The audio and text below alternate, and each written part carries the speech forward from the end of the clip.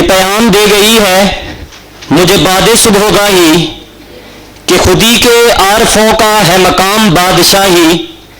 تیری زندگی اسی سے، تیری آبرو اسی سے، جو رہی خودی تو شاہی، نہ رہی تو روح سیاہی. صدر علی وقار. اگر خودی کو ایک جسم تصور کر لیا جائے اور اس جسم کے اندر گردش کرنے والے لہو کی صدا بن کر آج میں وقت کے ایوانوں میں کھڑا ہوں، آج میں یہاں صدائے وقت بلند کرنے آیا ہوں، اور اگر اسے الفاظ کی قیود کا جامہ پہنایا جائے تو آج کا موضوع اقبال کا یہ شعر: دیار عشق میں اپنا مقام پیدا کر، نیا زمانہ نئے صبح و شام پیدا کر. میرا طریق امیری نہیں فقیری ہے، خودی نہ بیچ غریبی میں نام پیدا کر.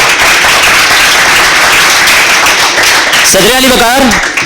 خودی پر سوچنے والوں نے بہت کچھ سوچا ہوگا، لکھنے والوں نے بہت کچھ لکھا ہوگا، سننے والوں کو بہت کچھ سننے کو ملا ہوگا، بولنے والوں نے اس پر بہت سے دلائل دیے ہوں گے، لیکن سچی بات تو یہ ہے کہ خودی کو نہ کوئی پا سکا اور نہ ہی اسے آشکار کر سکا.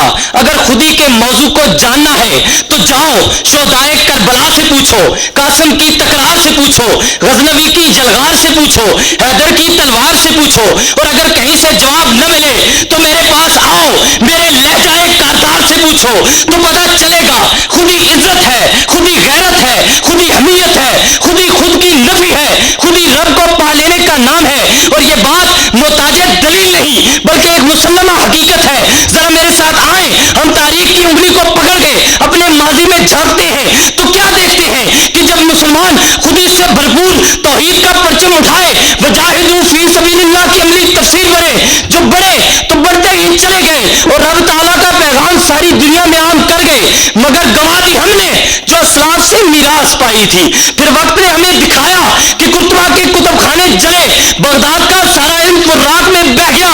جی ہاں صدر علی وقار، یہ وہی فراق تھا جو شکست زدہ تشخص، تار تار حمیت اور اس وقت کے مسلمانوں کی عظمت کا ایک ضعیف سا گواہ تھا.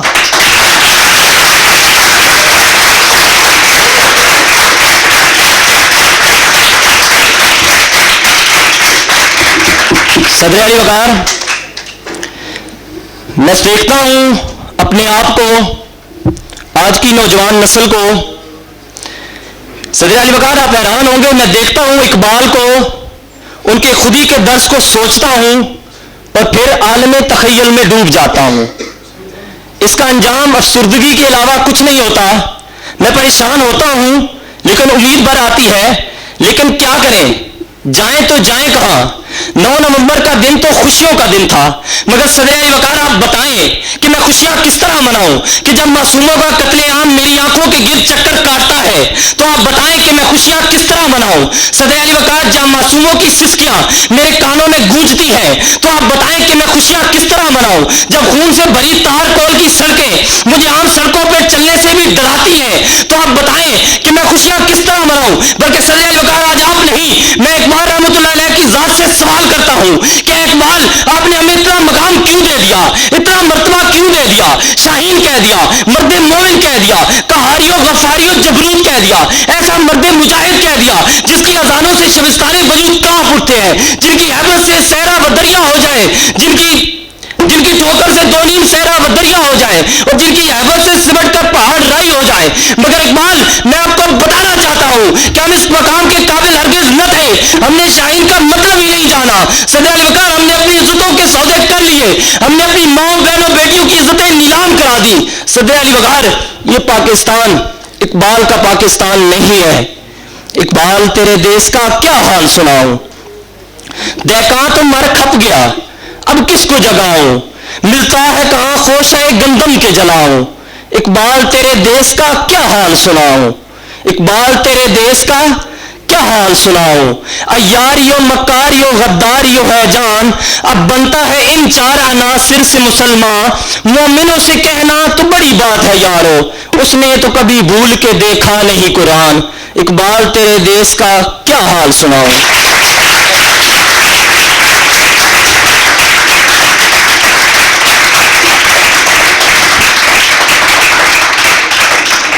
جس دیش کے کوچے کوچے میں افلاس آوارہ پھرتا ہو، جو دھرتی بھوک اگلتی ہو، دکھ درد فلک سے گرتا ہو، جہاں بچے اور بوڑھے بھی آہوں پہ پالے جاتے ہوں، جہاں سچائی کے مجرم بھی زندان میں ڈالے جاتے ہوں، جہاں بنتے ہوا سرے بازار طبلے کی تھاپ پر ناچتی ہو، جس دیش میں قاتل گنڈوں کو اشراف چھڑا کر لے جائیں، جس دیش کے کورٹ کچہری میں انصاف ٹکوں میں بکتا ہو، جس دیش کا منشی قاضی بھی مجرم سے پوچھ کے لکھتا ہو، جس دیش کے چپے چپے پر پولیس کے ناکے ہوتے ہوں، جس دیش کے مندر مسجد میں ہر روز دھماکے ہوتے ہوں، جس دیش میں جا کے رکھوالے خود جانے لے معصوموں کی، جس دیش کا حاکم ظالم ہو سسکی نہ سنے مظلوموں کی، جس دیش کا عادل بہرا ہو آہیں نہ سنے مجبوروں کی، جس دیش کے چپے چپے پر ہر سمت فحاشی پھیلی ہو، جس دیش میں بنتے ہوا کی